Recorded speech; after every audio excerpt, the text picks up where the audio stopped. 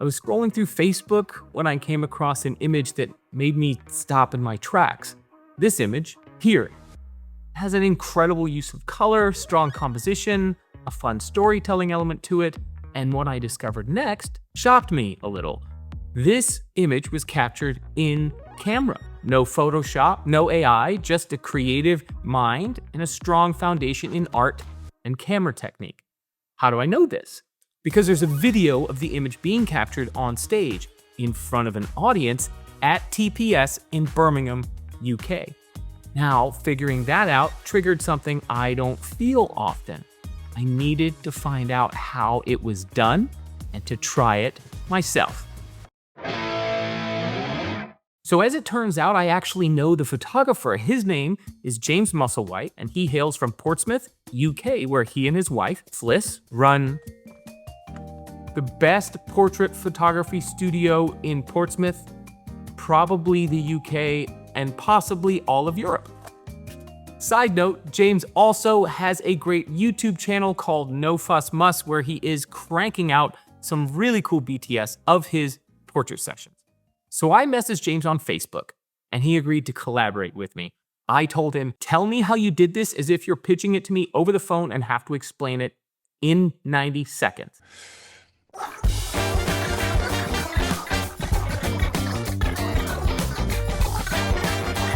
So here's the breakdown based on what I learned. First, a simple 3-light setup on a neutral background.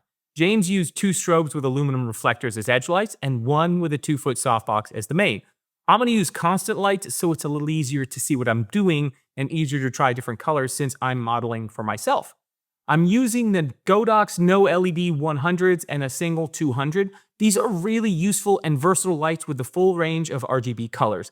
I use them for video more than anything, and they're really competitively priced compared to similar products, and I found them to be reliable. That being said, you can use any lights you have on hand. If you're using strobes or bicolor LEDs, you'll need some creative color gels like these from Roscoe. Next, picking a color harmony. In James's case, he went with a split complementary scheme. I have a video about that, by the way, which I will put here if you want to learn more about color harmonies, of magenta and cyan. Sort of that Miami Vice look, so that's where I'll start too. Next, we'll need a lens filter. For this shot, James used what's called a portal filter. He doesn't remember where he got it or how much it cost, but I found a few options just by searching portal filter. I ended up with the Polar Pro warp filter. It had great reviews, and once I got it in my hands, it turned out to be really well built. It feels super premium, and it comes with a really nice padded case. Next, to create depth, James used a borrowed Smoke Ninja. I don't have that, but I do have a couple of cans of Atmosphere, so I'll use those. Let's do it. Okay, I've got the lighting configuration set up and metered, and I'm ready to shoot. So I'm going to use the Fujifilm X app to control my GFX 100S2 and to take this image. So I'll do my best on the sound, but we'll see how it goes. All right, let's check this out. First shot, I want to do just the lighting configuration to make sure the colors and the exposure are good, and then we're going to add in the special effects. Let's check it out. All right, I'm going to record my phone so you can kind of see what I'm seeing through my eyes here.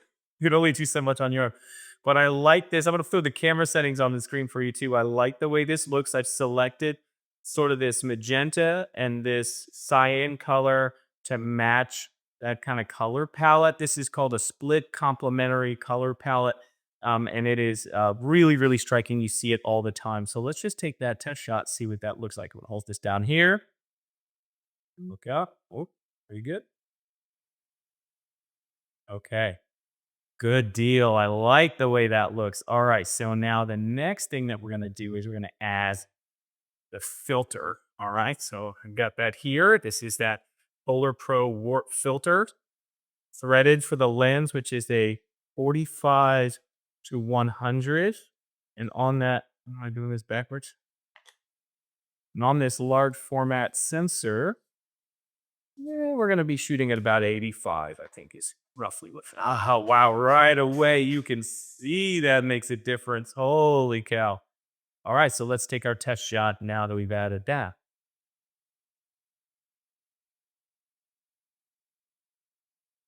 Okay, pretty cool. And now we're gonna add the final part, which is gonna be the atmosphere. And okay, my phone's over there. So I'm gonna go ahead and set the timer on this to be like 2 seconds. And that way I can do this one-handed because I'm going to also be spraying the atmosphere behind me so that the pink lights pick it up. You don't want to just spray atmosphere when the light's only in front of it. It's not really going to do much. You need light to be coming through the back of your fog, your atmosphere, your dry ice, whatever you're doing. So I'm going to do that to add a little more dimension to this. I think that angle's pretty good. So I'm going to focus on myself, try not to move my head too much. And ooh,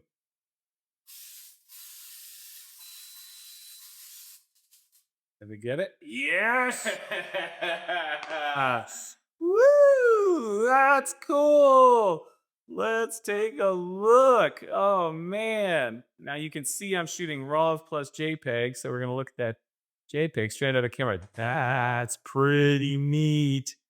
All right. So I think what we need to do probably is to add maybe something else to it.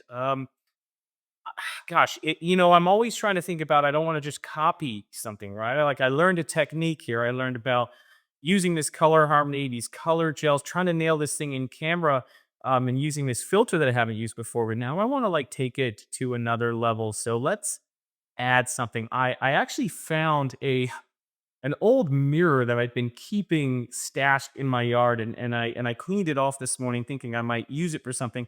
I ended up breaking it in half by accident, but that's fine because it was actually too big to go in my car, and so now I can fit it in my car. And I'm going to use that now. And again, I want to caution you. Find something safer than a giant piece of broken glass to do this with. Just a standard mirror, probably with a beveled edge, would be great. No frame, and we'll take a look. Okay, so I'm going to go ahead and now I'm going to set up with that and try to add a reflection and see what that does for us. All right. So I'm going to use this posing table to hold the glass and see what we get. So hang tight.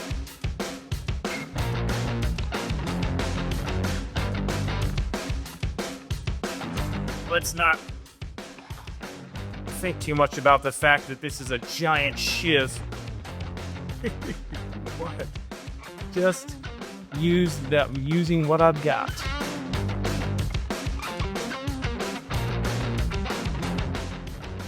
There it is. Oh, that's gonna be cool. All right. So let me start recording this screen again, so you guys can catch what I'm doing live. And do boo. Right on. Okay. This isn't the easiest thing in the world doing it yourself, but it is kind of a fun challenge. So I'm keeping the same lighting and configuration, trying to just not overlight mine. Now you are going to get a little bit of light bouncing off of the glass. So this also kind of acts as a reflector a little bit.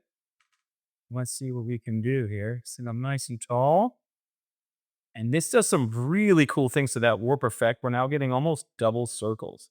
All right, let's take a look.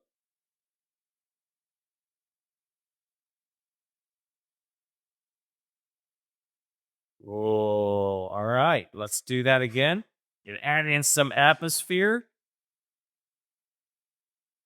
How to do some neat stuff here. Breathe in.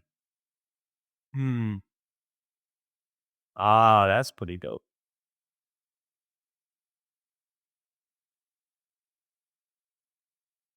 I'm growing out of my own head. There we go. Okay.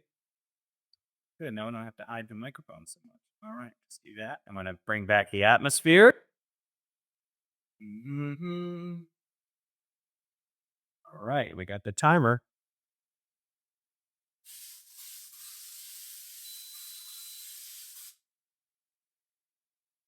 I get it. Let's take a look. And loading.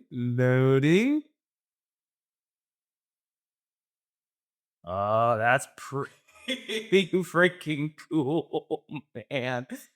Yeah, this is actually really fun to play with. I'm a big fan of this technique. And so I just got a bit of glass, some lights, and a cool filter to get some really neat effects in camera. Let's try this one again. Let's go back to taking a couple more, and you're still following along my app here. I wonder if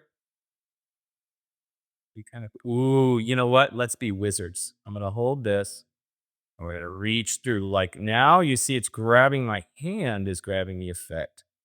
Ah, it's grabbing the lighting on the top. Let's get it away from maybe this hand because this one isn't going to hit that light as much. Yeah, now my hand's glowing. Cool. And now we're going to all be wizards. Yeah. Imagine if you had to take a picture of like a magician or something cool like that. Yeah, how cool of a shot would this be? How much would you blow your client away if you did this in camera for them? Mark, we still need smoke because we're wizards. Ready?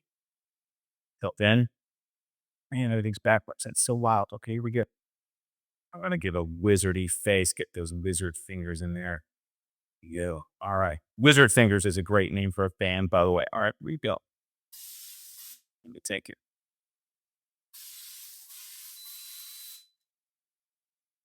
Oh, did we get it? Are we a wizard? Kind of a wizard. It's not make actually. Are we wizard? Hmm. Wizard.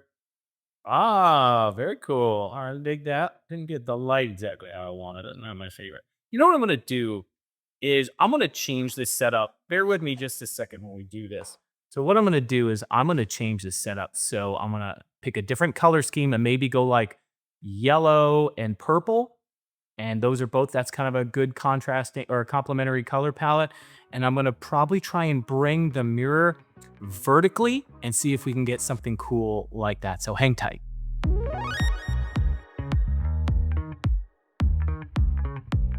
All right, now we are set up to do something a little artsy, a little cool, a little different. And I've changed the color scheme on the lights to a purple with like an orangey yellow. That's another good kind of complementary color palette. And I've got the mirror propped upright, and I'm gonna wrap myself around it to try to create a double image of my face going in two different directions. So follow along, let's see how it goes. So count this. It actually looks pretty cool. As you move around and different light leaks through, the filter seems to catch sort of different. Ooh, there we go. That's kind of neat. All right, so let me take my glasses off and grab one of these. Okay, now, yeah, it looks pretty great.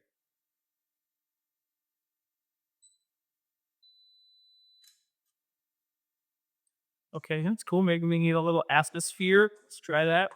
Looks like we lost a little bit of the light, so I'm going to think reduce my shutter speed by a little bit to let a little more light is. And we've got atmosphere. Here we go. A little lower. Mm-hmm. Ooh, that's pretty cool. Just want to try and get a little bit more of that orange in. Not bad. And now, where's my eyeline? I'm gonna take that off. Okay, so we've got our timer. Oh, I like that green. You can do the bottom.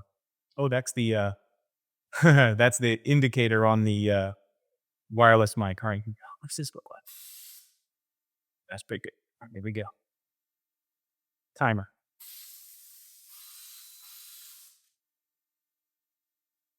Not bad. All right. Let's see what we got. What I like about this is that it's out of the camera, pretty rad.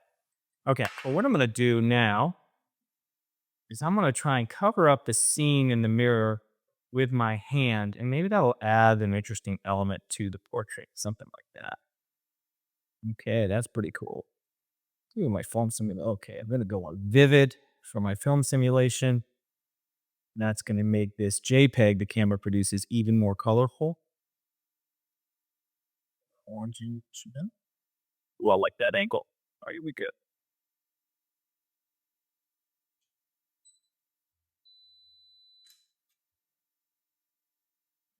More there.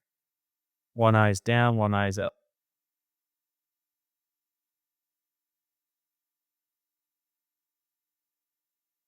Right there.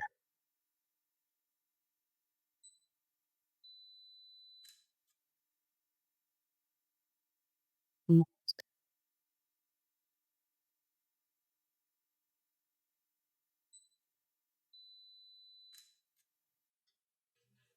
Very cool. Oh,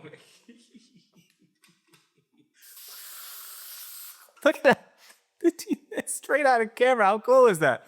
Oh man. All right, so I'm gonna go back over to my desk for a minute and we're gonna talk about like why this matters, why this is so cool. So hang tight. Well, I don't know about you, but that was an awful lot of fun for me. And I hope you enjoyed playing along too. And man, I got some really cool images that I'm really excited to use this technique in my client work. You know, imagine what I can do in a situation where I'm not photographing myself and I can make minor adjustments and play a little more of, I've got a great subject to work with. And I think that that's kind of at the heart of this is taking something like this technique that I learned from James and that I put it into practice isn't just about adding something to my toolbox and becoming a better photographer. What's really like on my heart and on the hearts and minds of a lot of us who do this for a living is that you have generative AI and technology solutions and companies out there that are actively marketing, telling people that you are no longer needed. And I think that not only is that not true, but I also think that there's a great way for all of us to be able to continue to run our businesses and live our creative lives like we want to. And that's going to entail doing more than basic, doing more than what's just required, doing more than the bog standard work that everyone is turning in. If you are undercharging and doing just standard quality and style of work, automation is gonna gut you and your business and take your job, right? But if you continue to push and be creative and use strong artistic knowledge and camera technique to create powerful images, and not just images, but a powerful experience for the person in front of your camera, if they can see the magic that you can make and the creativity that you personally as an artist can bring to the table, no machine can replace that. And I think that's important that as photographers, we really push to raise the standard of creativity. And maybe that's why seeing James's work and how he captured it really kind of just put a spark in me to want to do something like this. But my plan is to be more creative, to try and find things like this and more things like this to add into my repertoire so I can give my clients something beyond just the basic. And I would encourage you to do the same. So anyway, here we have it. We're at the end of it. And don't forget to like and subscribe to Adorama. And by the way, check out James Musselwhite's YouTube channel, No Fuss Muss. I'll put a link to that in the description as well. And thank you, James, for your collaboration. Thank you, everybody, for watching this episode of Adorama TV. And I look forward to seeing you in the next one.